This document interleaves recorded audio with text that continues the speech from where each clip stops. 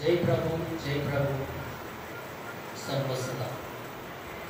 చిన్న పాటల పుస్తకాల్లో 114, పెద్ద పాటల పుస్తకాల్లో 97.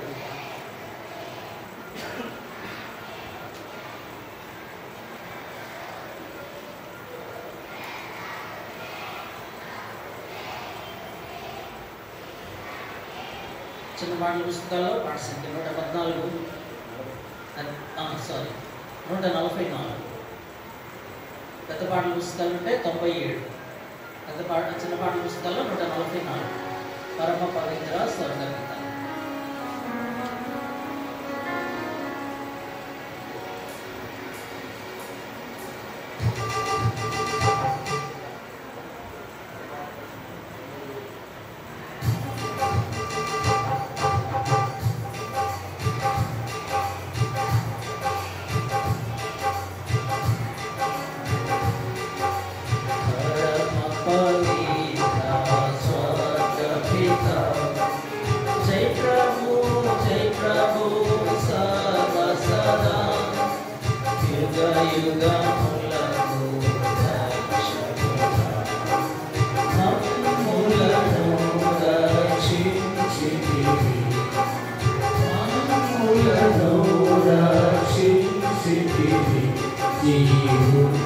प्रभु पापुल रक्षका जय प्रभु जीवन प्रभु पापुल रक्षका जय प्रभु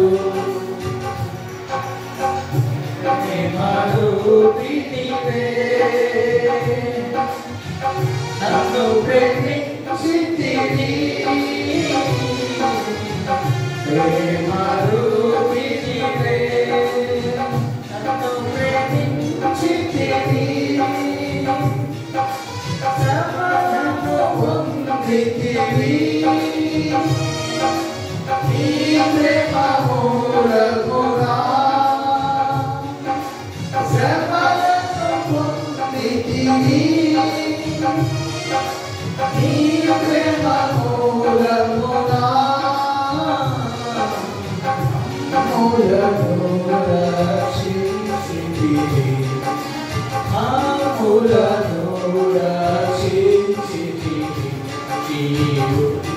प्रभु पापुल रक्षका जय प्रभु जीवन प्रभु पापुल रक्षका जय प्रभु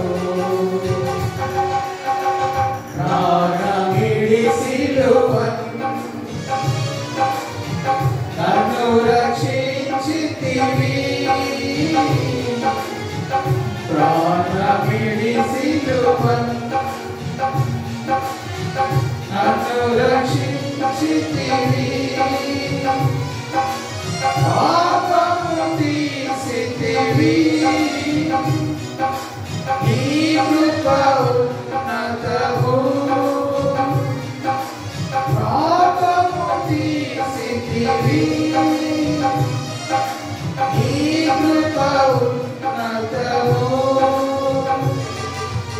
ఆములను రక్షించితివి ఆములను రక్షించితివి జీవున్న ప్రభు పాపుల రక్షక జై ప్రభు జీవున్న ప్రభు పాపుల రక్షక అజయ్ ప్రభు శత్రు సైతాను ఓడించితివి శత్రు సైతాను ఓడించితివి ఈ మరణము వలన విమోచించితివి ఈ మరణము వలన విమోచించితివి ఆములను రక్షించితివి ఆములను రక్షించితివి जीवुन्द प्रभु पापुल रक्षका जय प्रभु जीवुन्द प्रभु पापुल रक्षका जय प्रभु शक्ति गलवाड़ा चाहु गेल्चितिवी शक्ति गलवाड़ा चाहु गेल्चितिवी शक्ति तो लेचितिवी तन्वी तो कलिपितिवी शक्ति तो लेचितिवी तन्वी तो कलिपितिवी आमुलनु रक्षितिवी आमुलनु रक्षितिवी जीवुन्द प्रभु पापुल रक्षका जय प्रभु जीवुन्द प्रभु पापुल रक्षका जय प्रभु प्रेम गल प्रभुवा मरल वचनवु प्रेम गल प्रभुवा मरल वचनवु श्रमలను తొలగించి నన్ను చేర్చుకొందువు శ్రమలను తొలగించి నన్ను చేర్చుకొందువు పాపులను రక్షించితివి పాపులను రక్షించితివి జీవుంద ప్రభు పాపుల రక్షకా జయ ప్రభు జీవుంద ప్రభు పాపుల రక్షకా జయ ప్రభు ప్రభాములోనా ప్రభునే నుండినను ప్రభాములోనా ప్రభునే నుండినను నిన్ను బట్టినే క్షేమముగానుండును నిన్ను బట్టినే క్షేమముగానుండును పాపులను రక్షించితివి పాపులను రక్షించితివి జీవుంద ప్రభు పాపుల రక్షకా జయ ప్రభు జీవుంద ప్రభు పాపుల రక్షకా జయ ప్రభు జై జయ నిపాలుడి యేసునకే మహిమా జై జయ నిపాలుడి యేసునకే మహిమా జై జై హల్లెలూయా జై జై హల్లెలూయా జై జై హల్లెలూయా జై జై హల్లెలూయా పాపులను రక్షించితివి పాపులను రక్షించితివి జీవుంద ప్రభు పాపుల రక్షకా జయ ప్రభు జీవుంద ప్రభు పాపుల పాపుల రక్షకా దే ప్రభు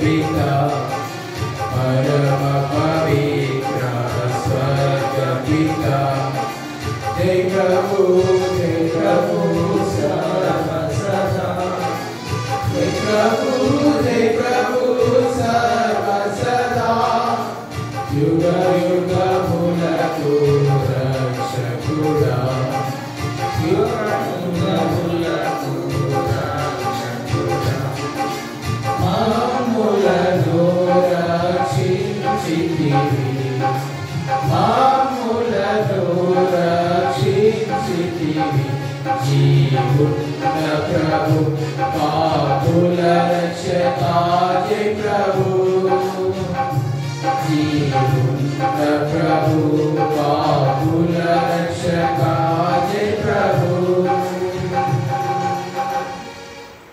కూర్చోండి.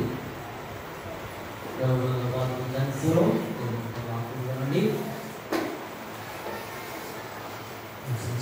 ప్రభువులో రెండులో మాత్రమే పరిశుద్ధ దేవ స్తోత్రములు చెల్లించుకుంటున్నాం. ఆయన ఆత్మతో సత్యంతో ఆరాధించిన ప్రజలు పట్టిన స్తోత్రాలు మరొకసారి ఇవాళ చుట్టూ ఉదయం మొక్కలుగా చేరొచ్చే భాగ్యాన్ని మాకు అందించినట్లే వందనములు చెల్లించుకుంటున్నాం తండ్రి.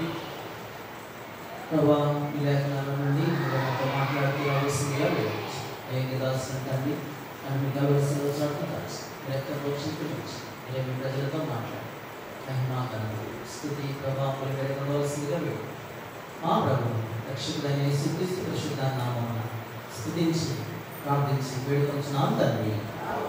ఆమేన్.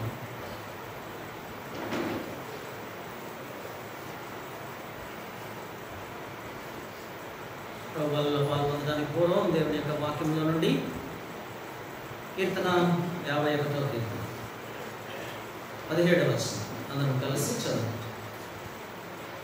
51వ కీర్తన 17వ వచనం.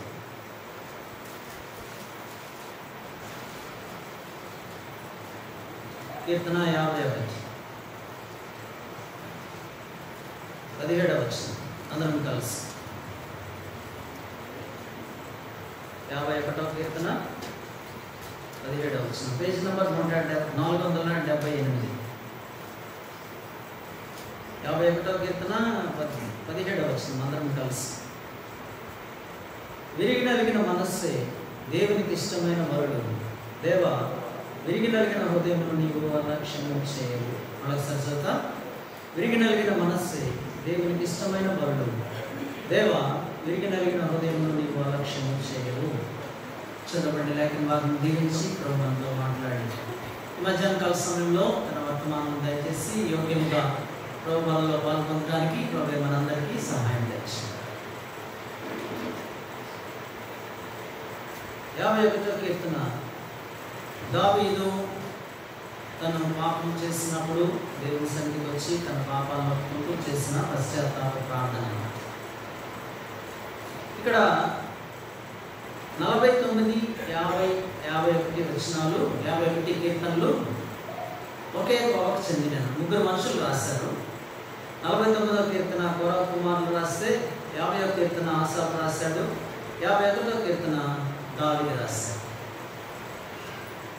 ఈ మూడు కీర్తనల్లో సారాంశం ఒకటిగానే ఉంటుంది. మానవ జీవితం యొక్క ఆరంభము, మానవ జీవితం యొక్క కొనసాగింపు, దేవునికి ఇష్టలుగా జీవించే అనుభవంలో ముగించబడ్డారు. ఈ మూడు కీర్తనల యొక్క సారాంశము అదనమాట. అందుకే దేవుని యొక్క వాక్యంలో 49వ కీర్తన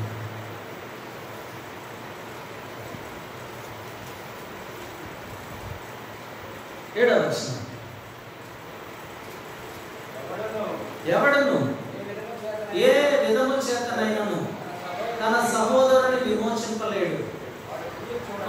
వాడు కుళ్ళు చూడక నిత్యము బ్రతుకున్నట్లు వాని నిమిత్తము దేవుని సన్నిధిని ప్రాయశ్చిత్తము చేయగలవాడు ఎవడును లేడు. లోకంలో మనుషులందరూ పాపులు. ఆ పాపుల నిమిత్తం దేవుని సన్నిధిలో ప్రాయశ్చిత్తం చేయడానికి ఎవరూ లేరు. ఎవడును ఏ విధము చేతనైనను తన సహోదరుని విమోచింపలేడు.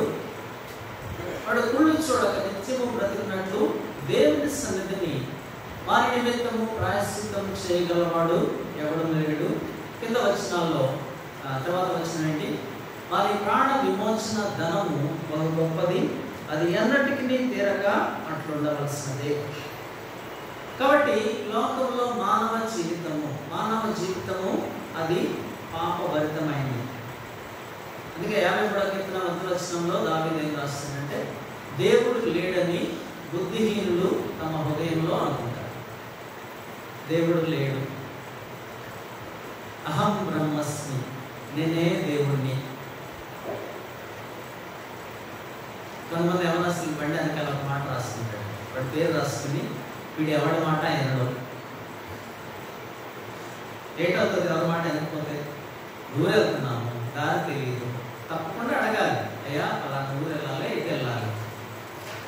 అందుకే ఇర్మీయా గ్రంథంలో దేవుడు చెప్తాడు, మార్గములలో నిలిచి చూడుడి, పురాతన మార్గములలో నిలిచి చూడుడి, మేలు కలుగు మార్గం ఏది అని అడిగి తెలుసుకొని అందులో నడుచుకోండి, అప్పుడు మీ ప్రాణములకు విశ్రాంతి కలుగు. కాబట్టి లోకంలో జీవించేటప్పుడు మేలుకరమైనది ఏది?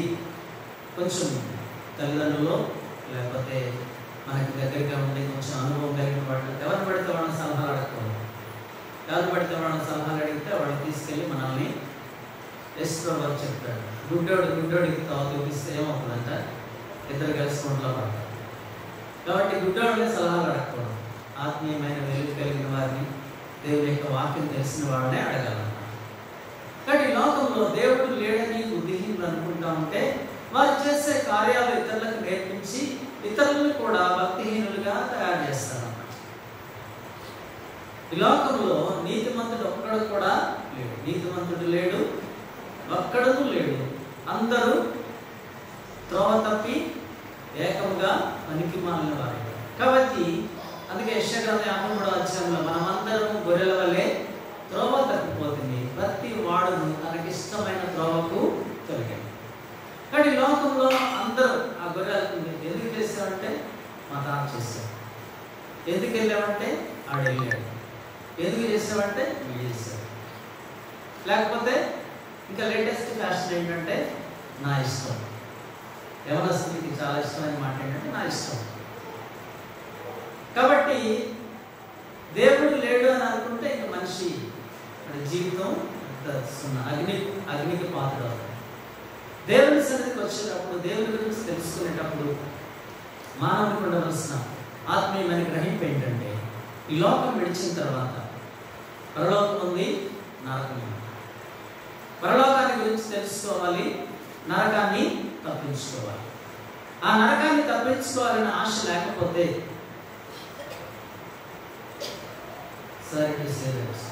నరకానికి రావడం ప్రవేశం లేదు.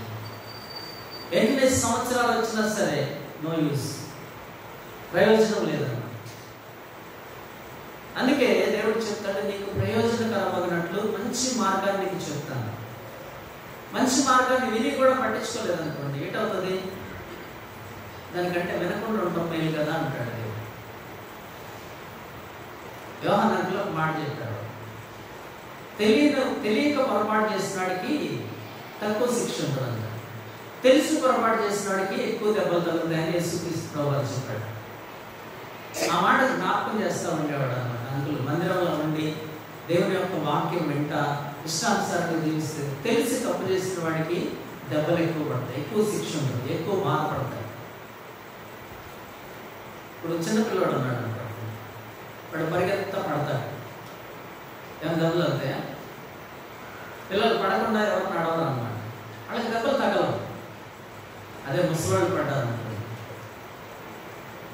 ఎప్పుడైనా పేపర్లో చదివారా పలానా గొప్ప వ్యక్తి బాత్రూంలో కాల్చాడు పడి చచ్చిపోయాడని? నేను చాలా మంది గురించి విన్నాను.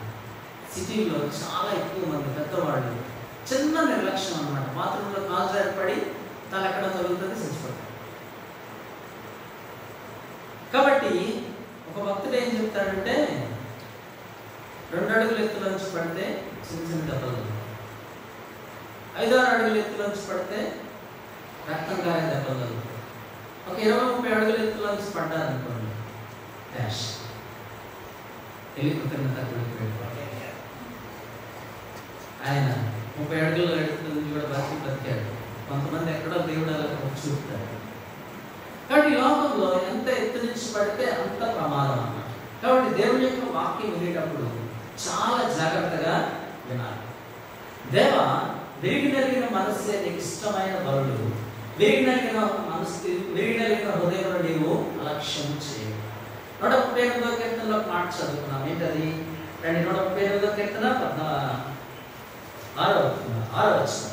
138:6.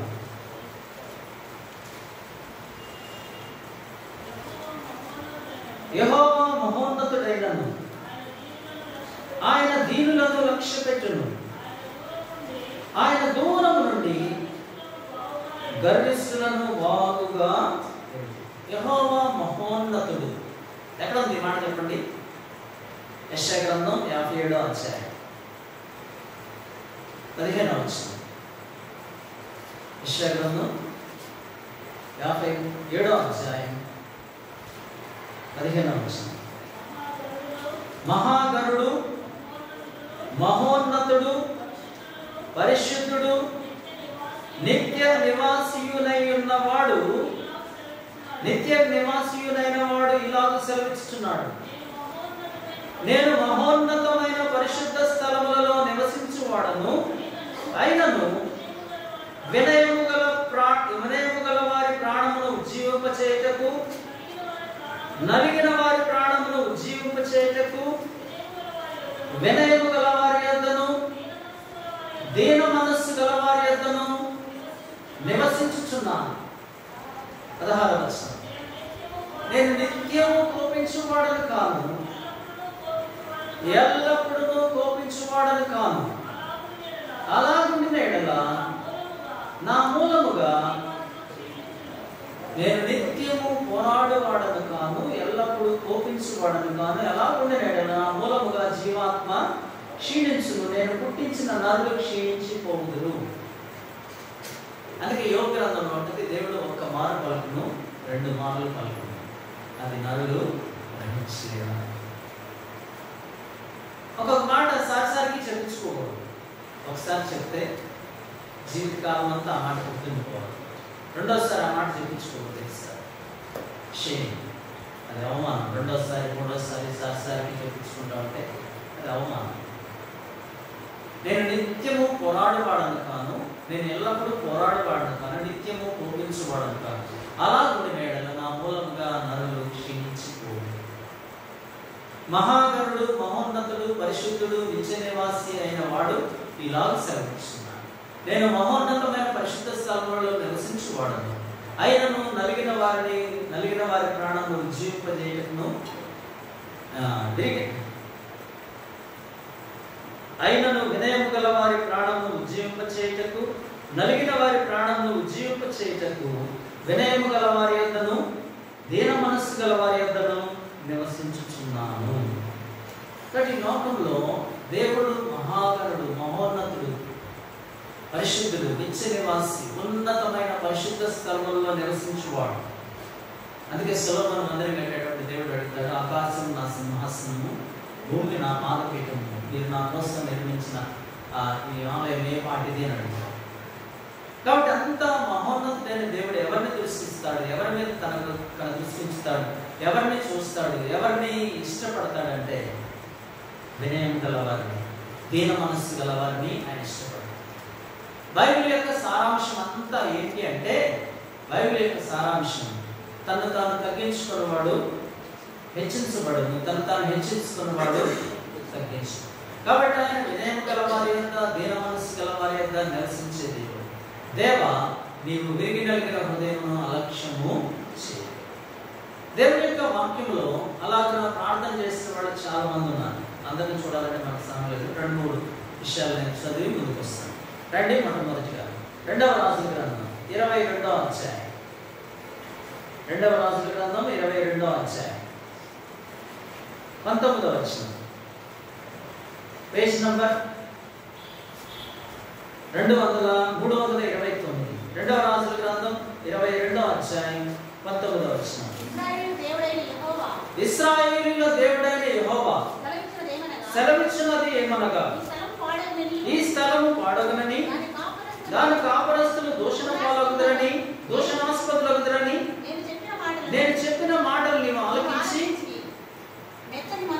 మెత్తని మనస్సు కలిగి యెహోవా సన్నిధిని దీనత్వమును ధరించి నీ బట్టలు చింపుకొని నా సన్నిధిని కన్నీళ్లు రాల్చితివి గనుక నీవు చేయి మనవిని నేను అంగీకరించి ఉన్నాను. యోషియా అనే రాజుతో దేవుడు చెప్తాడు, మీరు ఇలాగే కఠినత్వంగా హృదయాన్ని కఠినపరచుకొని దేవుని మాటలు వినకుండా దేవుని యొక్క మాటకు లోబడకుండా ఇలాగనే మొండితనంగా మూర్ఖంగా మీరు కొనసాగుతూ ఉంటే మీరు నిందల పాలవుతారు. ఏమన్నాడంటే ఈ స్థలం పాడైపోతుంది, దాని కాపురస్తులు దూషణాస్పదులు అవుతారు. ఇశ్రాయేల్ ప్రజల గురించి యెరూషలేము గురించి దేవుడు ఆ రాజు చెప్తే వెంటనే తన మనసు మార్చుకొని దేవుని సన్నిధిలో ఆ కన్నీళ్లు విడిచి దీనత్వం ధరించుకొని మారు ఉంచుకున్నాడు. దేవుడు చూచి సంతోషపడ్డాడు. చికాస్ మలయాళంలో తమిళంలోనూ కన్నడంలో చకాస్ అంటే ఏమంటారు కేక అన్నాడు అన్నమాట. ఇప్పుడు అది సినిమాల్లోకి వెళ్ళిపోయింది. దేవుని యొక్క వాక్యములు ఎవరైతే దేవుని యొక్క మాటలకి లోపడతారో వాళ్ళని చూసి దేవుడు పైనుంచి శబాష్ అంటాడు. శబాష్ అంటే దాని అర్థం ఏంటంటే నీకు రావాల్సిన శిక్షను తప్పించడం, నువ్వు చాలా జ్ఞానం కలిగిన వాడి. అంటే లోకంలో దేవుడు వినయం గలవారి యొక్క దీన మనస్సు గలవారి యొక్క నివాసిస్తానని చెప్పినప్పుడు ఈ రాజుకి ఇలాగ కష్టం వస్తుంది, ఇలాగ శ్రమ వస్తుంది అంటే వెంటనే తన మనసు మార్చుకున్నాడు. నిన్నవే పట్టణస్థుల గురించి దేవుని యొక్క వాక్యంలో ఒక మాట ఉంటారు. రండి యోనా గ్రంథం. ఏంటి ఆ మాట?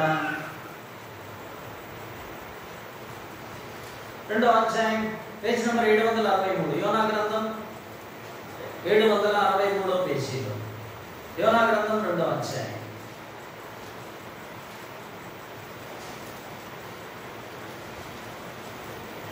ఐదవ వచనం. దానికి ముందు ఏముందంటే ఇంకా 40 దినములకు నినివే పట్టణము నాశనమగునని యోనా ప్రకటన చేయగా. 5వ వచనం.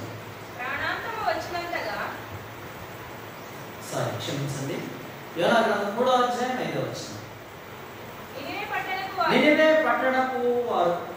పట్టణము నాశనమగునని ప్రకటన చేయగా నినివే పట్టణపు వారు దేవుని యందు విశ్వాసం ఉంచి ఉపవాస దినము చాటించి గనులేమి అల్పులేమి అందరూ గోనెపట్ట కట్టుకొని ఆ సంగతి నినివే రాజునకు వినబడినప్పుడు అతడును తన సింహాసనం మీద నుండి దిగి తన రాజవస్త్రములు తీసివేసి గోనెపట్ట కట్టుకొని బూడిదలో కూర్చుండెను. మరియు రాజైన తానును ఆయన మంత్రులను ఆజ్ఞయ్యగా ఒకవేళ దేవుడు మనస్సు త్రిప్పుకొని పశ్చాత్తాప్తుడై మనము లయము కాకుండా తన కోపాగ్ని చల్లార్చుకునే గనుక మనుషులు ఏది పుచ్చుకొనకూడదు. పశువులు గాని ఎద్దులు గాని గొర్రెలు గాని మేత మేయకూడదు, నీళ్లు త్రాగకూడదు. మనుషులందరూ తమ దుర్మార్గములను విడిచి తాము చేయు బలాత్కారమును మానివేయవలెను. మనుషులేమి పశువులేమి సమస్తమును గోనెపట్ట కట్టుకొనవలెను. జనులు మనఃపూర్వకముగా దేవుని వేడుకొనవలెను అని దూతలు నినివే పట్టణంలో చాటించి ప్రకటన చేసి. 10వ వచనం అందరం కలిసి యోనా గ్రంథం 3వ అధ్యాయం 10వ వచనం పేజ్ నెంబర్ 763. ఈ నినివే వారు అందరూ చదవండి.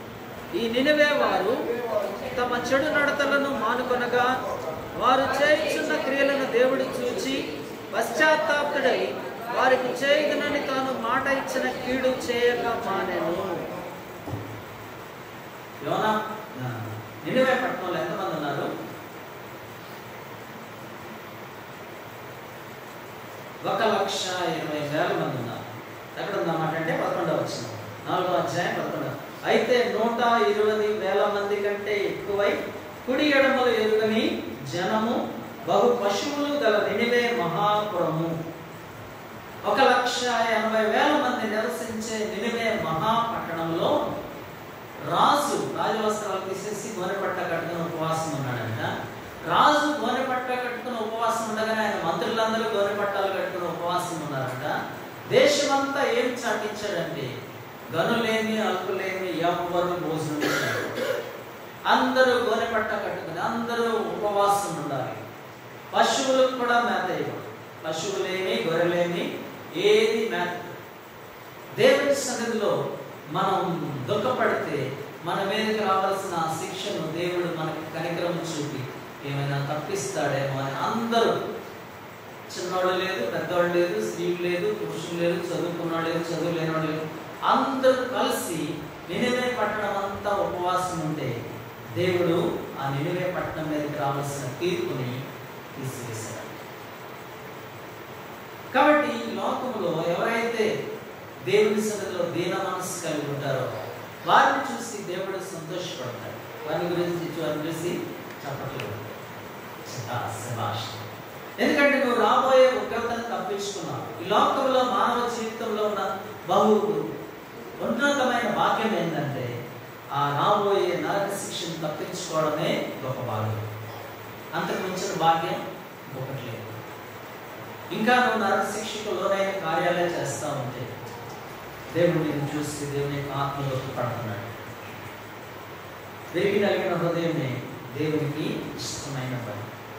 కీర్తనకారుడు ఒక మాట చెప్తాడు. 34వ కీర్తన 18వ వచనం, పేజ్ నంబర్ 468. 34వ కీర్తన 18వ వచనం. విరిగిన హృదయము గల వారికి యెహోవా ఆసన్నుడు, నలిగిన మనస్సు గల వారిని ఆయన రక్షించు. ఏం చేస్తాడంట? నలిగిన మనస్సు గల వారిని రక్షిస్తాడు.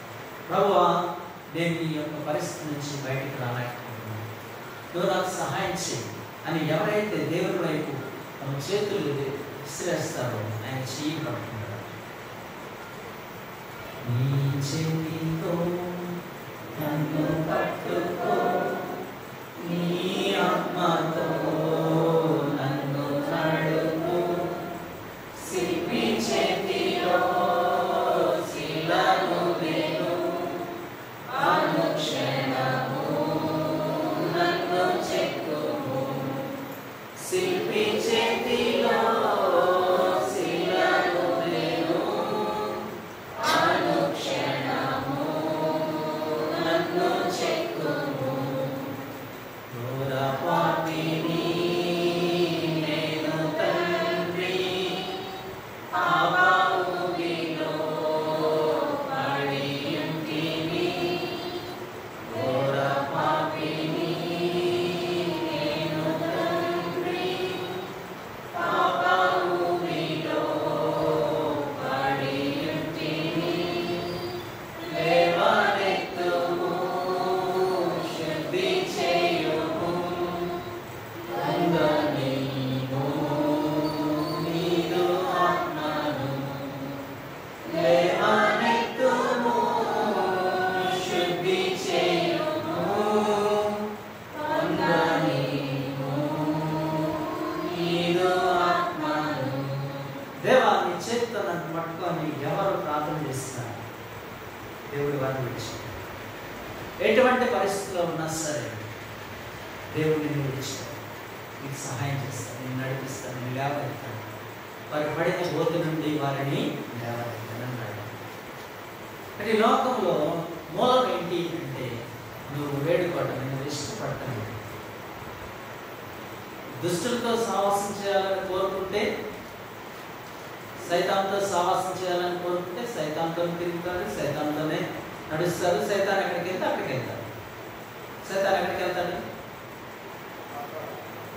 సైతాను ఎక్కడికి వెళ్తాడు? అగ్ని గంధకాలతో మండే గుండానికి వెళ్తాడు. ఇష్టానుసారం మాట్లాడేవాళ్ళు, ఇష్టమైన చేసేవాళ్ళు, నా ఇష్టం అనేవాళ్ళు, ఎవరి మాట వినకుండా తిరుగుబాటు చేసేవాళ్ళు, ఎదుటివాళ్ళ మీద దుమ్మెత్తి పోసేవాళ్ళు. తెలంగాణలో మాట్లాడాడు, గుడ్డ కాల్చి మొఖాన్ని వేస్తాడు.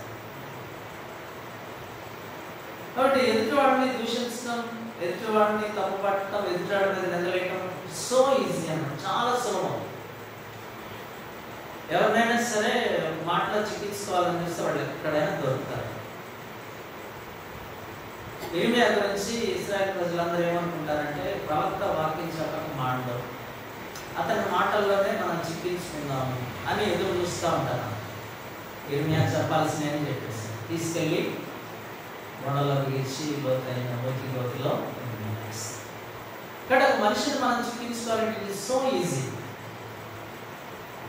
అయితే దేవుని మాట విని దేవుని మాటకి విధేయత చూపిస్తే అది చాలా ఆశీర్వాదకరమైన స్థానంలోకి దేవుడు తీసుకెళ్తాడు.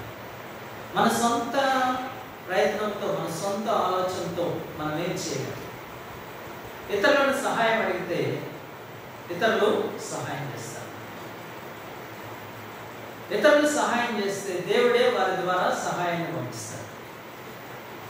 ఆ సహాయం చాలాసార్లు మనకు అర్థం కాదు. ఒక మోటివేషన్ క్లాస్లో ఒక టీచర్ గారికి మాట్లాడతారు. ఏంటంటే ఆ వ్యక్తి దేవుడికి ప్రార్థన చేశాడు, దేవా నువ్వు నన్ను రక్షించాలి అని. సరే వరద వచ్చిందంట. ఆ పిల్లవాడు తెలివి కలిగిన వాడు వెళ్ళి మేడ మీద కూర్చున్నాడు. మేడ మీద కూర్చుని దేవా నువ్వు నన్ను రక్షించాలి అంటున్నాడు. ప్రభుత్వం వారు ఒక ఓడను పంపించారు. వీళ్ళని మునిగిపోతున్నాయి కాబట్టి ఎక్కడెక్కడైతే ఏళ్ల మీద ఉన్నారో వాళ్ళందరినీ తీసుకురమ్మని ఓడ పంపించారు. పడవలు అన్నమాట. పడవ పంపిస్తే ఆయన అన్నాడు, దేవుడు నన్ను రక్షిస్తాడు, మీరు వెళ్ళిపోయినారు. వరద వస్తుంది, ఇంకా చాలా మంది ఉన్నారు, వాళ్ళు వెళ్ళిపోయారు. ఇంకొచ్చిన తర్వాత ఇంకొక వేగంగా నడిచి ఇంకొక దాన్ని ఏమంటారు, మోటార్ షిప్ పడవ, మరపడవ వచ్చింది. నీళ్ళు ఉధృతంగా వస్తున్నాయి, దీన్ని తీసుకెళ్తాము, వరద లేని ప్రాంతానికి తీసుకెళ్తాము అంటే, లేదు దేవుడు నన్ను రక్షిస్తాడు. వాళ్ళు ఇంకా చాలా మంది ఉన్నారు, తొందరగా వెళ్ళాలని వాళ్ళు వదిలేసి వెళ్ళిపోయారు. కొద్దిసేపటి తర్వాత హెలికాప్టర్ వచ్చింది. హెలికాప్టర్ వచ్చి ఒక తాడు వేసి, ఈ తాడు పట్టుకొని నేను పైకి లాగుతాము, సురక్షితమైన ప్రాంతానికి తీసుకెళ్తాము అక్కడ అన్నాడు. నేను పట్టుకొని దేవుడు నన్ను రక్షిస్తాడు, మీరు వెళ్ళిపోయాను. వరద ఎక్కువైపోయింది, మునిగాడు, చచ్చిపోయిన తర్వాత దేవుడు వెళ్ళిపోయాడు. దేవుడిని అడుగుతున్నాడు, నన్ను ఎందుకు రక్షించలేదు నువ్వు? ముందు ఒక నాటు పడవ వచ్చింది, రెండోసారి మరపడ వచ్చింది, మూడవసారి హెలికాప్టర్ వచ్చింది, 3 నేనే పంపించాను.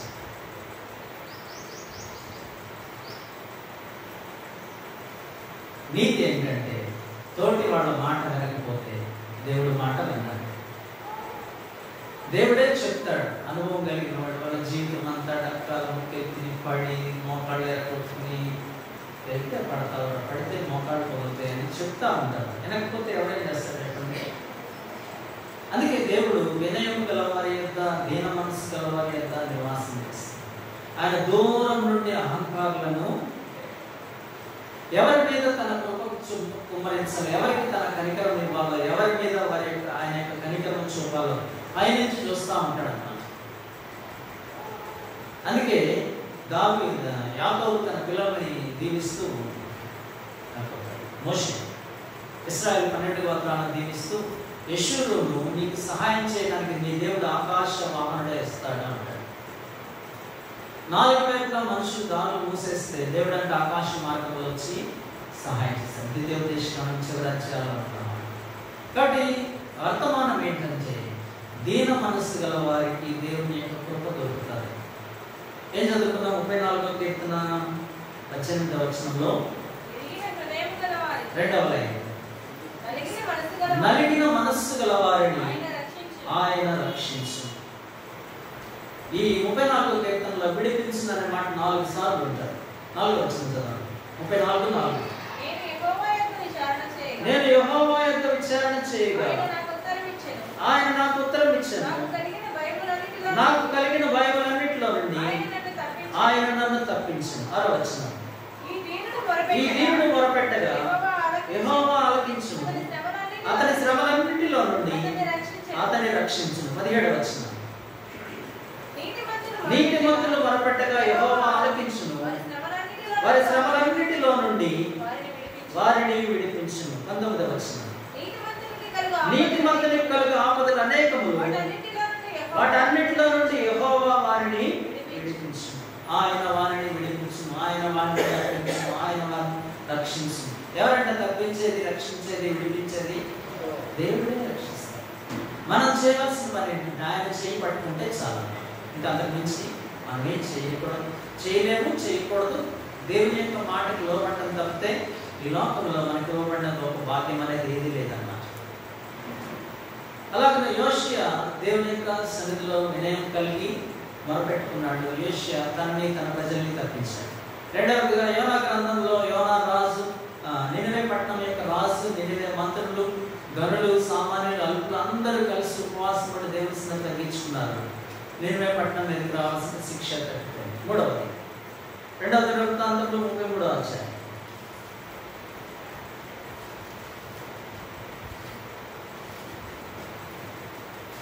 2వ దినవృత్తాంతంలో 33వ అధ్యాయం 12వ వచనం.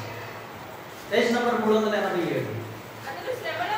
అతడు శ్రమలో ఉన్నప్పుడు తన దేవుడైన యెహోవాను బతిమాలుకొని తన పితరుల దేవుని సన్నిధిని తను తాను బహుగా తగ్గించుకొని ఆయనకు మొరపెట్టగా ఆయన అతని విన్నపములను ఆలకించి యెరూషలేమునకును అతని రాజ్యంలోనికి అతని తిరిగి తీసుకుని వచ్చినప్పుడు యెహోవా దేవుడై ఉన్నాడని మనష్షే తెలుసుకొనెను. రాజుల్లో దావీదు ఎంతకాలం పరిపాలన చేశాడు? దావీదు ఎంతకాలం పరిపాలన చేశాడు? 40 సంవత్సరాలు. సౌలు 40 సంవత్సరాలు. సొలొమోను 40 సంవత్సరాలు. మోస్ట్ పెద్ద పెద్ద రాజులందరూ 40 సంవత్సరాలు పరిపాలన చేశారు. అందరికంటే ఎక్కువ మనష్షే 80 సంవత్సరాలు పరిపాలన చేశారు. అందరికంటే ఎక్కువ దేవుని కృప మనష్షేకి ఇవ్వబడింది. రాజులందరిలో కన్నా ఎక్కువ కాలం పరిపాలన చేసిన రాజు ఎవరంటే మనష్షే అన్నమాట. ఎందుకంటే అతడు దేవుని సన్నిధిలో దీనత్వం కలిగి తగ్గించుకొని కన్నీరు విడిస్తూ దేవుని బతిమాలుతున్నాడు. అతని యొక్క రాజ్యం అపజయం పాలైన తిరిగి దేవుడు అతనికి విజయం ఇచ్చి తిరిగి తీసుకొచ్చాడు. కాబట్టి ఉద్దేశం ఏంటంటే ఈ లోకంలో ఎవరిని కూడా దేవుడు విడిచాడు. సమయం చెప్పిన మాట చదివి ముగిస్తాను. పరిగెత్తుతా ఉంది ఏంటో నాకు అర్థం కాదు.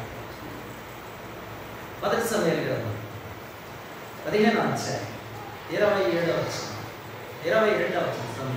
క్షమించండి, మాట వినుట శ్రేష్టం అనే మాట 1 సమూయేలు గ్రంథం 15వ అధ్యాయం 22వ వచనం. అందుకు సమూయేలు తాను సెలవిచ్చిన ఆజ్ఞను ఒకడు గైకొనుట వలన యెహోవా సంతోషించినట్లు ఒకడు దహన బలులను అర్పించడం వలన ఆయన సంతోషించును. ఆలోచించును. బలులు అర్పించుట కంటే ఆజ్ఞను గైకొనుట, పొట్టేళ్ల క్రొవ్వు అర్పించుట కంటే మాట వినుట శ్రేష్టం. లోకంలో ఒక తండ్రి కుమారుడా నువ్వు అక్కడికి వెళ్ళొద్దు అని చెప్తాడు. కుమారుడు అక్కడికి వెళ్తున్నాడు. అక్కడికి వెళ్తే నువ్వు చచ్చిపోతావా, అక్కడికి వెళ్తే నువ్వు చచ్చిపోతావా, అక్కడికి వెళ్తే చచ్చిపోతావు. వెళ్ళాడు. ఈ మధ్యనే పోయిన సంవత్సరం ఈనాడు పత్రికలో కథ వచ్చింది. ఆదివారం ఏంట కథ అంటే, ఒక పిల్లాడికి పాము కరిస్తుంది. పాము కరిస్తే ఆ పిల్లాడికి హాస్పిటల్కి తీసుకెళ్ళారంట. గబగబా పిల్లాడిని ఎత్తుకుని హాస్పిటల్కి తీసుకెళ్తే అక్కడ ఉన్న ముసలి కాంపౌండర్ చాలా బాధపడ్డాడు. నేను పాము కాటేసినప్పుడు వేసే యాంటీవీనమ్ ఇంజెక్షన్ ఆర్డర్ పెడదాం అనుకుని మర్చిపోయాను, అయ్యో ఇంజక్షన్ లేదని ఆ వృద్ధుడు చాలా బాధపడుతున్నాడు అండి. చిన్నపిల్లవాడు, అయ్యో వీడికి నేను హెల్ప్ చేయలేకపోతున్నాను. గబగబా వెళ్ళి బీరువాళ్ళ తీసేసి ఎక్కాడు. ఆ మూలలో ఎక్కడ ఒక ఇంజక్షన్ పొందాడు. చాలా సంతోషపడ్డాడు. కొడుక నేను బతికించుకున్నాను. వచ్చాడంట, నేను యాంటీ వెనల్ ఇంజక్షన్ తీసుకుని సిరంజిలోకి వచ్చి తీసుకుని వచ్చి ఆ పిల్లడికి ఇంజక్షన్ చేయడానికి వచ్చాడు. ఈ పిల్లాడు పెద్దగా వస్తున్నాడు, నాకు ఇంజక్షన్ వద్దు, నాకు ఇంజక్షన్ వద్దు అని. లేదు కొడుక, ఇంజక్షన్ చేస్తాను బతుకుతావురా. వాడు తన్నకలాడి ఆ సిరంజిని కింద పడేస్తాడంట. ఆ సిరంజి గాజు సిరంజి కింద పడగానే అది పగిలి కొద్దిసేపటికి అతను ఎదురుగానే చచ్చిపోయాడు. చచ్చిపోతే ఏం రాసిచ్చాడంటే, వీడు పాము కాటేసినందుకు చచ్చిపోలేదు, ఆ విషయానికి విరుగుడు తీసుకోకపోయినా వాళ్ళు చచ్చిపోయాడు అని తన యొక్క ఏమంటారు దాన్ని, మనిషి చచ్చిపోయిన తర్వాత రిపోర్ట్ రాస్తాడు, పోస్ట్ మార్టం రిపోర్ట్. ఇతడు దేనికి చచ్చిపోయాడంట, పాము కాటేసినందుకు కాదు, అని విషయానికి విరుగుడు తీసుకోకపోయిన వాళ్ళు చచ్చిపోయాడు. దేవుడు కుమారుడన్న మాట వింటే జీవిస్తాం.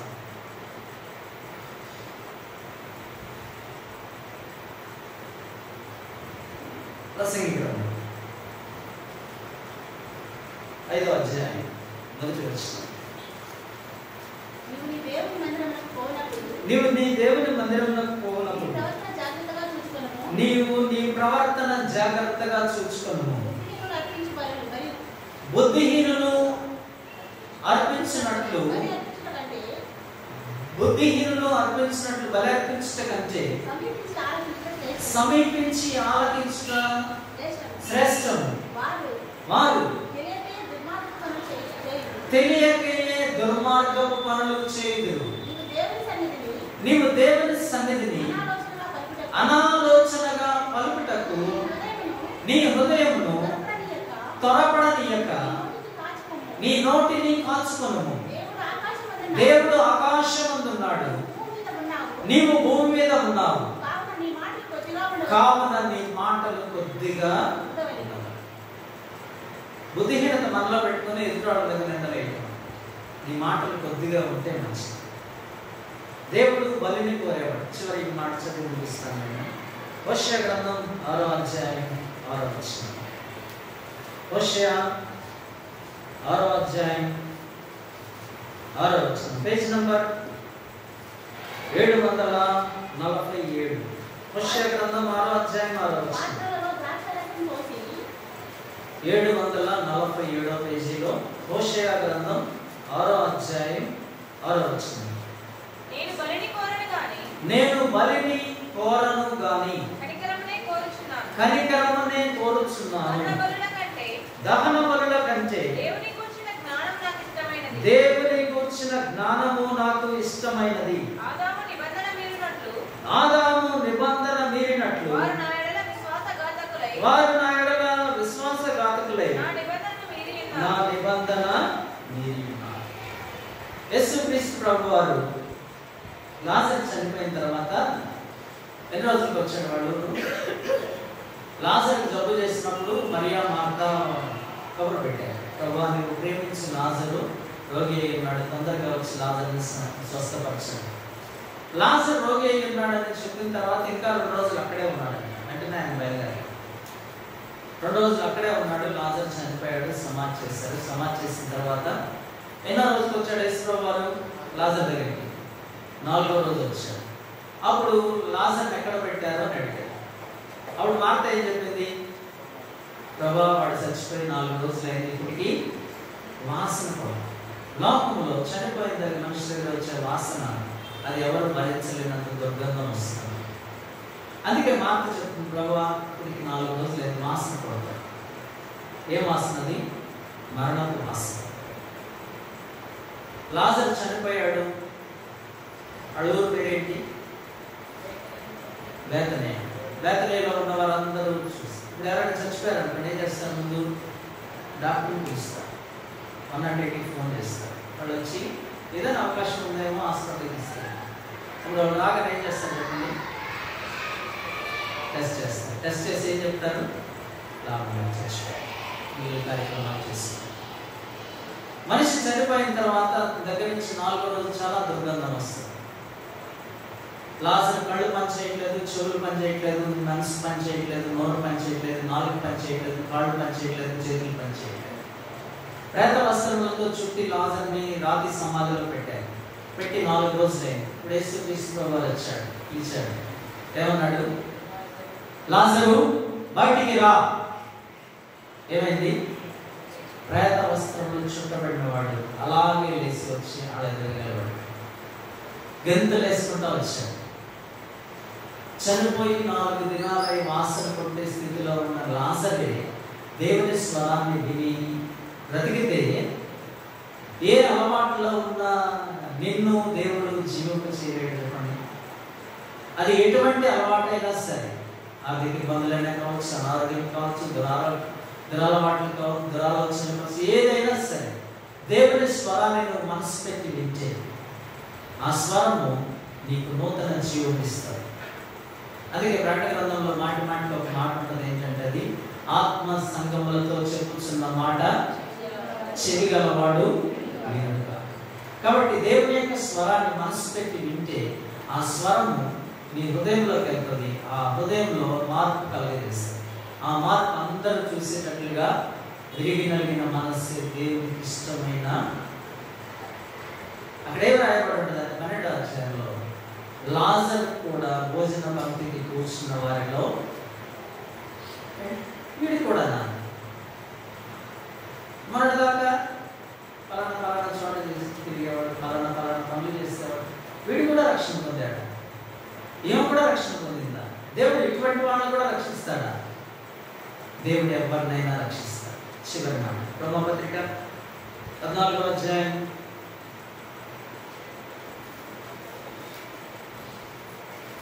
17వ వచనం అందరం కలిసి.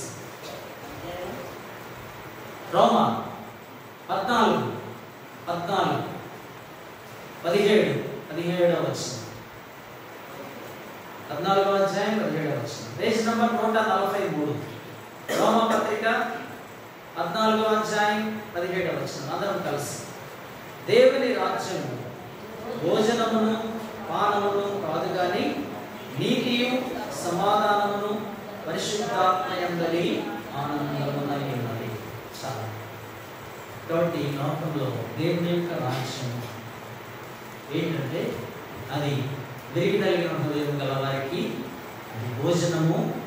దేవుని యొక్క సన్నిధిలో దేవుని యొక్క మాట వింటే, లాజరు చనిపోయిన లాజరు ప్రేత వస్త్రములతో చుట్టబడి గెంతుకుంటా ఎలాగొచ్చాడో అలాగే ఎటువంటి స్థితిలో ఉన్న దేవుడు నిన్ను జీవింపజేస్తాడు, నూతన జీవం ఇస్తాడు. దేవుని యొక్క రాజ్యము భోజనము పానము కాదు కానీ నీతియు సమాధానము పరిశుద్ధాత్మయందలి ఆనందమై. దేవుని మాట విని విధేయత చూపిన వారు మొదట ఎవరు? హోషేయ రాజు.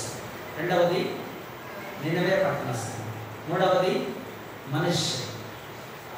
మనష్య రాజు. రాజులందరికంటే ఎక్కువ కాలం పరిపాలన చేసే కృప దేవుడు అందించాడు. కాబట్టి ఈ లోకంలో ఇంకా అనేక మంది ఉన్నారు. సమయం అయిపోయింది. దేవుడితో మాట్లాడు, మోకరించి దేవుని సన్నిధిలో దేవున్నాడు. ప్రభువా నీ చేతితో నన్ను పట్టుకున్నాను. నీ రాజ్యంలో నేను ఉండాలి. నీ పరిశుద్ధులతో ఎల్లప్పుడూ నీ సహవాసంలో నేను ఉండాలి. నీ వాక్యాన్ని వింటూ నా జీవితాన్ని కంపరుచుకుంటూ పరిశుద్ధుల స్వాస్థ్యంలో నూతన యెరూషలేములో దేవుని ప్రజలతో కలిసి నేను అక్కడ ఉండాలి. ప్రభువా నాకు సహాయం చేయమంటే దేవుడు నీకు సహాయం చేస్తాడు. అలాగన ప్రభు యొక్క శరీర రక్తాల్లో యోగ్యంగా ప్రభు నీకు ఏదైనా నీ జీవితంలో ఉన్న పొరపాటు, నీ జీవితంలో ఉన్న అవిధేయత, నీ జీవితంలో ఉన్న తిరుగుబాటు చూపిస్తే దేవుని సన్నిధిలో ఒప్పుకో, విడిచిపెట్టు. ఆయన నిన్ను కడుగుతాడు, ఆయన నిన్ను శుద్ధి చేస్తాడు. ఆయన నిన్ను తిరిగి తక్కువైన కుమారుడి ఇంటికి వచ్చినట్టు ప్రశస్త వస్త్రము తెరపేసి, చేతికి ఉంగరం పెట్టి, పాదములకు చెప్పులు తొడిగించి, రోగిన దూడలు తెచ్చి విందు చేసినట్టుగా నీ నిమిత్తమై ఆయన విందు చేస్తాడు. పరలోకంలో గొప్ప సంతోషం ఉంటాడు. ఆ పరలోకపు విందులో పాల్గొనేదానికి సూచనగా ప్రభు యొక్క శరీరము, ప్రభు యొక్క రక్తము నీ కోసం ఇవ్వబడింది. ఆ ప్రభువైన పశువు ప్రభువైన యేసుక్రీస్తు వారు ఆయన కలువరి శిలువలో ఆయన మన కోసం వధించబడి ఆయన శరీరము ఆయన రక్తము మనకు జీవాహారంగా అందులో పాల్గొనే కృప దేవుడు మనందరికీ అనుగ్రహించాడు. దేవుని సన్నిధిలో మన మన యొక్క పొరపాట్లు బలహీనతలు ఒక్కని విడిచిపెట్టి ప్రభు యొక్క కనికరాన్ని కోరుకుని ఆ శరీర రక్తాల్లో పాల్గొంటూ ప్రభు మనందరికీ సహాయం చేయండి. అలాగే ఉండండి, మోకాళ్ళ మీద ఉండండి, దేవునితో మాట్లాడండి.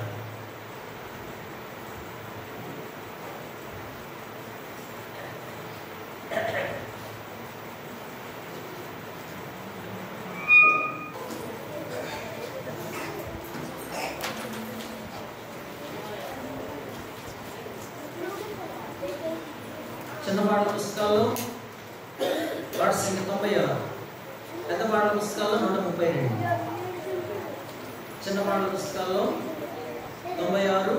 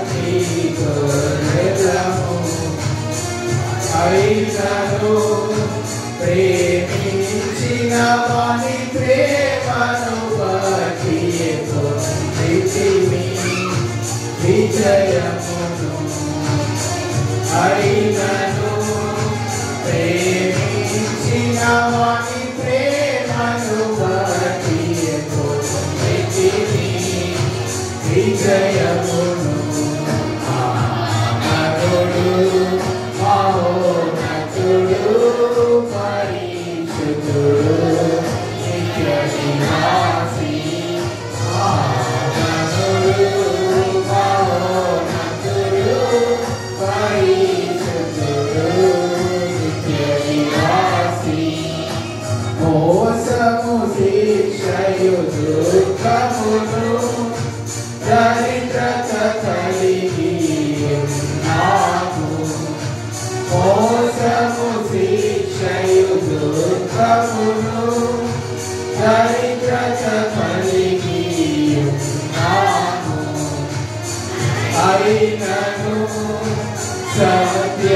జీవము సంతోషమును ఐశ్వర్యములు పొందితివి. అయినను సత్యము జీవము సంతోషమును ఐశ్వర్యములు పొందితివి. మహాగణుడు మహోన్నతుడు పరిశుద్ధుడు నిత్య నివాసి. మహాగణుడు మహోన్నతుడు పరిశుద్ధుడు నిత్య నివాసి. పడిపోయి మేముంటిమి అంధకారమందుంటిమిగా. పడిపోయి మేముంటిమి అంధకారమందుంటిమిగా. అయినను తిరిగి నేత్రము యెహోవాయే మా వెలుగు మా రక్షణ. అయినను తిరిగి నేత్రము యెహోవాయే మా వెలుగు మా రక్షణ. మహాగణుడు మహోన్నతుడు పరిశుద్ధుడు నిత్య నివాసి. మహాగణుడు మహోన్నతుడు పరిశుద్ధుడు నిత్య నివాసి. మన క్రీస్తుని బట్టి ఎల్లప్పుడూ నిందకు పాత్రులమైతిమి. మన క్రీస్తును బట్టి ఎల్లప్పుడూ నిందకు పాత్రులమైతిమి. అయినను ఎల్లప్పుడూ రేగించును మమ్ము విజయముతో స్తోత్రములు. అయినను ఎల్లప్పుడూ రేగించును మమ్ము విజయముతో స్తోత్రములు. మహాగణుడు మహోన్నతుడు పరిశుద్ధుడు నిత్య నివాసి. మహాగణుడు మహోన్నతుడు పరిశుద్ధుడు నిత్య నివాసి. మా సామర్థ్యము పునరుద్ధానము మా జీవము మా రక్షణ నిధి. మా సామర్థ్యము పునరుద్ధానము మా జీవము మా రక్షణ నిధి. మహాగణుడు మహోన్నతుడు పరిశుద్ధుడు నిత్య నివాసి. మహాగణుడు మహోన్నతుడు పరిశుద్ధుడు నిత్య నివాసి. దయచేసి కూర్చోనండి. దయచేసి వారి కార్యక్రమాలు గమనించాలని ప్రేమతో మీకు మనం చేస్తాం. ఆరాధన అయిన వెంటనే భోజనాలు సిద్ధపరిచారు. ప్రతి ఒక్కరు భోజనం చేసుకోండి. ఎవరైనా భోజనాలు వడ్డించడంలో సహాయపడండి. మంగళవారం సిస్టర్స్ మీటింగ్ కలిగి ఉంటాం సాయంత్రం 7:30 గంటలకు. గురువారం బైబిల్ స్టడీ. తర్వాత శుక్రవారం సెలవు వచ్చింది. హోలీ సెలవు శుక్రవారం కదా. శుక్రవారం సెలవు కాబట్టి ఉదయం 7 గంటల నుంచి సాయంకాలం 7 గంటల వరకు మందిరంలో గొలుసు ప్రార్థన కలిగి ఉంటుంది. కోసం ప్రార్థన చేయండి. శుక్రవారం మీ గొలుసు ప్రార్థన మీ టైంలో గొలుసు ప్రార్థనలో ఏకీభవించండి. ఆ తర్వాత శనివారం నుంచి 10th క్లాస్ పిల్లలు ఎగ్జామ్స్ జరుగుతాయి. దానికోసం కూడా ప్రార్థన చేయండి. ఇంటర్మీడియట్ రాస్తున్న పిల్లలు వీరందరి కోసం మీరు ప్రార్థన చేయాలని ప్రేమతో ప్రార్థన చేస్తున్నాం. ప్రేమగల మా తండ్రి, పరిశుద్ధ దేవ, స్తోత్రములు, వందనములు, కృతజ్ఞతాస్తుతులు చెల్లించుకుంటున్నాం నాయన. ఏదైనా పరిచర్యలో మీరు మాకు సహాయపడుతూ వచ్చినందుకే మీకు వందనాలు చెల్లిస్తున్నాం తండ్రి. ప్రభా కొందరి పరిచర్యలో మీరు సహాయపడుతూ వచ్చినందుకే వందనాలు. పాటలు పాడడంలో, వంటలు చేయడంలో, ప్రభా వాయిద్యాలు వాయించడంలో, మందిరాన్ని శుభ్రపరచడంలో, చాపులు వేయటంలో అన్ని ప్రజలైన వారు ప్రభా ప్రయాసపడిన ప్రతి ఒక్కరికి రావాల్సిన దేవుని ఆశీర్వాదం ప్రతిఫలం దయచేయండి. అలాగే మా తండ్రి నూతనంగా వచ్చిన పరిశుభ్రం బట్టి స్తోత్రాలు. శ్రీనివాసులు, జ్యోత్స్న, శ్రీయది కుమారి వీళ్ళని కనికరించండి ప్రభా. నూతనంగా మీ సన్నిధికి వచ్చారు, వారి ఆత్మీయంగా ఎదగటానికి వచ్చు. అలాగే ప్రభా తలమడ నుంచి మా ప్రియ సోదరు ఎలమందని అమలుని మీరు తీసుకొచ్చినందుకే మీకు వందనాలు. అమలు చదువులో మీరు ఎక్కడ చూపండి, మేలుకొరకై కుటుంబాన్ని జ్ఞాపకం చేసుకున్నాను. దేవా స్తోత్రములు చెల్లించుకుంటున్నాను. పల్లెపు అంకమ్మ రేపు స్లాబ్ వేస్తున్నారు. అంకమ్మ కుటుంబము వారి యొక్క స్లాబ్ అంతట్లో మీరు వారికి సహాయం తెచ్చండి కూర్చున్నాను. అలాగే నా ప్రభా 10th క్లాస్ రాస్తున్న బిడ్డల కొరకై ప్రార్థన చేస్తున్నాం. ఎజ్రా, వ్యూలా ప్రభా ఇంకా అనేక మంది బిడ్డలు ప్రార్థన సాయం కోరారు, వారిని కనికరించారు. ఇంటర్మీడియట్ ఫస్ట్ ఇయర్ రాస్తున్న బిడ్డలను బట్టి మీకు వందనాలు తండ్రి. కీర్తన ప్రభా ఇంకా అనేక మంది బిడ్డలు 10th క్లాస్ ఎగ్జామ్స్ రాస్తున్నారు, బిడ్డలను కనికరించారు. సెకండ్ ఇయర్ ఎగ్జామ్స్ రాస్తున్న బిడ్డలను బట్టి వందనాలు. నజరియా, నతనీయులు ప్రభా ఇంకా అనేక మంది బిడ్డలు ప్రభా వినీత ఇంటర్మీడియట్ ఎగ్జామ్స్ రాస్తున్నారు, బిడ్డలను కనికరించండి, చూపుతూ రావాల్సిందిగా వేడుకుంటున్నాను. ప్రార్థన సాయం కొన్ని ప్రతి ఒక్కరిని కనికరించడం, వారికి పరీక్షల్లో కావాల్సిన జ్ఞానము, తెలివి, వివేచన మీరు అనుగ్రహించవలసిందిగా కోరుకుంటున్నాను. ప్రభా యెహోవా అధికమైన ఆలోచన, అధికమైన తెలివి దయచేయబడని మీ వాగ్దానాన్ని బిడ్డల పక్షంగా కోరుకుంటున్నాను. కనికరించు తండ్రి కోరుచున్నాను. మీ సన్నిధికి ప్రజలు తీసుకొచ్చిన కానుకలను బట్టి మీకు వందనాలు చెల్లించుకుంటున్నాం తండ్రి. మీ భాగాన్ని మీకు ఇచ్చిన మీ కుటుంబాలను ప్రభా మీరే ఆశీర్వదించింది. వారి కుటుంబాల్లో ఉన్న ప్రతి విధమైన లేమి, ప్రతి విధమైన ప్రభు అవసరతలను మీరే కొట్టివేసి మీ సమృద్ధితో సంపూర్ణంతో మీరే నింపుతూ రావాల్సిందిగా కోరుకుంటున్నాను. నా మందిరపు నిధుల్లోనికి నా మందిరపులో ఆహారం ఉన్నట్లు 10వ భాగం అంతా నా మందిరపు నిధుల్లోనికి తీసుకుని రండి. దీనిని చేసి మీరు నన్ను శోధించిన ఎడల ఆకాశపు వాకిళ్లను విని పట్టజాలంత విస్తారమైన దీవెనలు త్రొమ్మరిస్తానని వాగ్దానం చేస్తుంది. ఈ భాగాన్ని మీకు ఇచ్చే ప్రతి కుటుంబాన్ని కనికరించును. అలాగే మీ మందిరంలో మోకరించిన ప్రతి కుటుంబాన్ని మేలు కొరకై జ్ఞాపకం చేస్తున్నాను. చదువుకుంటున్న బిడ్డకు కావాల్సిన జ్ఞానం దయచేయండి. వివాహాల కొరకు ఎదురు చూస్తున్న వారికి వివాహాలు అనుగ్రహించము. అలాగే నా సంతానం కోసం ఎదురు చూస్తున్న వారిని సంతానాన్ని ప్రభావ మీరే జ్ఞాపకం చేసుకుని రావాల్సిందిగా వేడుకుంటున్నాను. అలాగే నా గర్భవతులుగా ఉన్న స్త్రీల కొరకై ప్రార్థన చేస్తున్నాం తండ్రి. వారిని కనికరించి ప్రసూతి కొరకై సిద్ధపరచు. ప్రసాద్ అన్న కుమార్తె సెలవుని ప్రభావ పుట్లు మానలేదని చెప్తున్నారు. వారిని గాయపడిన హస్తంతో ముట్టి పుట్లు మీరే మార్పు రావాల్సిందిగా వేడుకుంటున్నాను. కనికరించిన తండ్రి కృపించుకోండి. అందరి నడుదలకు మీరు ఆదరించి నడిపించుకోండి. ప్రేమ విందనంతరం తిరిగి నీ ప్రజలైన వారు వారి గృహాలకు పెడుతుండగా నీ మందిరంలో ఉన్న సమృద్ధి మేలుడు మేడైన ఆశీర్వాదాలతో వారిని నింపి వారి గృహాలకు సంతోషంతో పంపిస్తూ రావాల్సిందిగా కోరుకుంటున్నాను. ఇంటర్మీడియట్ రాస్తున్న బిడ్డలను కనికరించిన తండ్రి. శనివారం నుంచి 10th క్లాస్ ఎగ్జామ్ స్టార్ట్ అవుతుండగా కూర్చోండి. శుక్రవారం మందిరంలో జరిగే ప్రభా గొలుసు ప్రార్థన సమయాన్ని దీవెనకరంగా చేయండి. మీ ప్రజలు అనేకులుగా వారి కుటుంబాల కొరకు, సంఘ పరిచయం కొరకు ప్రార్థన చేసే వారాన్ని మీరే వారికి కలగజేస్తూ రావాల్సిందిగా కోరుకుంటున్నాను. కనికరించిన తండ్రి. శుక్రవారం రాత్రికి జమ్ములపాలెంలో కృష్ణా జిల్లా ప్రకాశం జిల్లా దైవసేవకులు, బాధ్యతల సోదరుల యొక్క ప్రార్థన కొడుకు సమయాన్ని దీవెనకరంగా చేయండి. ఆన్లైన్ ప్రేయర్ రాత్రి అంతా మీ సన్నిధిలో గడిపే సమయం ఆశీర్వాదకరంగా చేయండి. గత శుక్రవారం మోరియాలో మీరు అనుగ్రహించిన ఆన్లైన్ ప్రేయర్ బట్టి స్తోత్రాలు తండ్రి. కనికరించండి ప్రభా. అనేక మంది పిల్లలు మీ ప్రజలైన వారు ఆయా పనులను బట్టి మీ సన్నిధికి రాలేకపోతున్నారు. వారిని కనికరించి ఈ పనులన్నింటి నుంచి మీరే తప్పించి మీ సన్నిధిలో కనబడి వారు వారి కుటుంబాలు మీ మెండైన దీవెనలు, సమృద్ధి ఆశీర్వాదాలు పొందుకోవడానికి మీరే కృపించండి. గత వార కార్యక్రమాలన్నింటిలో సహాయపడుతూ వచ్చారు తండ్రి. స్తోత్రములు. ఈ వార కార్యక్రమాల్లో కూడా మీరే మీ సన్నిధి తోడుగా ఉంచి నడిపించండి.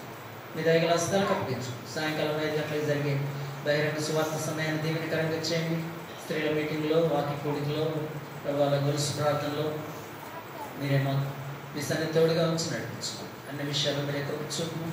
మీ మందిరంలో మోకరించిన వాళ్ళ రక్షణ లేని వారిని రక్షణ దయచేయండి. రక్షణ పొందిన వారి ఆత్మీయంగా ఎదగటానికి మీరే చూపుతూ రావాల్సిందిగా వేడుకుంటున్నాను.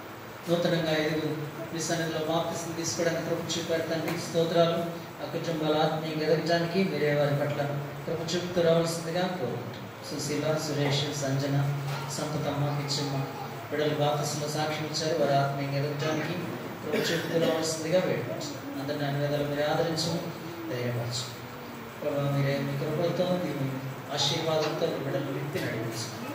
ఈ దయగల హస్తాలకే నన్ను మమ్మల్ని అర్పించుకోండి. యేసుక్రీస్తు ప్రభు పరిశుద్ధ నామమున స్తుతించి ప్రార్థించి వేడుకొనుచున్నాం తండ్రి, ఆమేన్. మన తండ్రి అయిన దేవుని యొక్క ప్రేమ, మన రక్షకుడైన ప్రభువైన యేసుక్రీస్తు వారి యొక్క అత్యంత కృప, పరిశుద్ధాత్మ యొక్క అన్యోన్య సహవాసం చేరువచ్చిన మనకు సర్వలోకంలో ఉన్న పరిశుద్ధులందరికీ సదాకాలం తోడై ఉండి నడిపించును గాక. ఆమేన్.